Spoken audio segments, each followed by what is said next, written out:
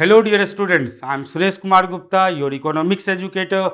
Students, I am here to make learning easy with Easy How Online. So students, our today's topic shall be infrastructure. Infrastructure students, as the name suggests, infrastructure is the backbone of a country. So students, infrastructure can be defined as the basic support system of an economy. It is the basic support system of an economy through which an economy can run, an economy can be operated. So students, infrastructure is a very important concept of our syllabus as well.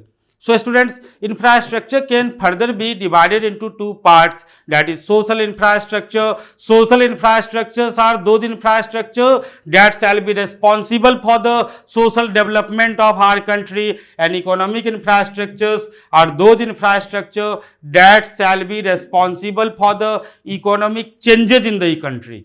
So students, whenever we shall discuss about social infrastructure, we shall count for the schools, colleges, universities, hospitals, Medicare services and nursing care services as well. So students, health and education are the key component of social infrastructure, and students, whereas economic infrastructure means to say those support system which serves as the economic system of our country, that is the power, that is the energy, transportation, banking, communication, warehousing, all those are basically constitutes for the economic infrastructure of our nation. So students, in this topic we shall discuss about social infrastructure and economic infrastructure, and students, we shall also discuss about what are the importances of infrastructure as well. So students, infrastructure contribute to the GDP growth of our country. Students, you already knew that the GDP growth shall only be possible whenever the productivity of three sectors by primary, secondary and tertiary shall be enhanced in the country, then GDP growth shall be evitable. So students, how primary sector, secondary sector and tertiary sector will boost up their growth? So students, with the help of infrastructure only. Imagine that in the agriculture, whenever you have sufficient modern technology, you can raise your productivity as well. So students, imagine that basically if in the industry or manufacturing sector there would be the advanced level of technology or machinery or good connectivity with roads and railways. So students, good and abundant supply of electricity, all these things make the productivity of that industry basically to boost up. So students, service sector, so students, under service sector also infrastructure is a very important aspect, that whenever you are running an institution, you require the services. So students, suppose whenever in a school there would be AC, in the summer season you can feel easy to study, and students, if you feel easy to study, your productivity in lieu of study shall be raised.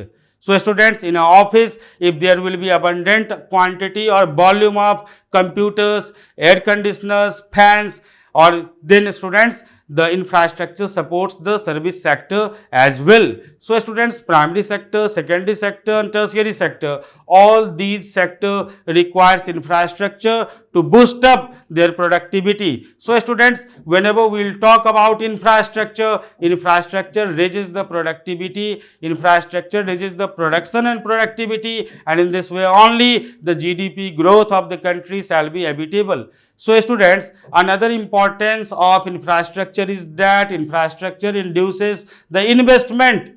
Students, whenever there will be abundant infrastructure in the economy, foreign investors will attract to our country, they will be induced to invest in our country, and so as to why students, the employment opportunity in this country as well as GDP growth of this country shall be evitable.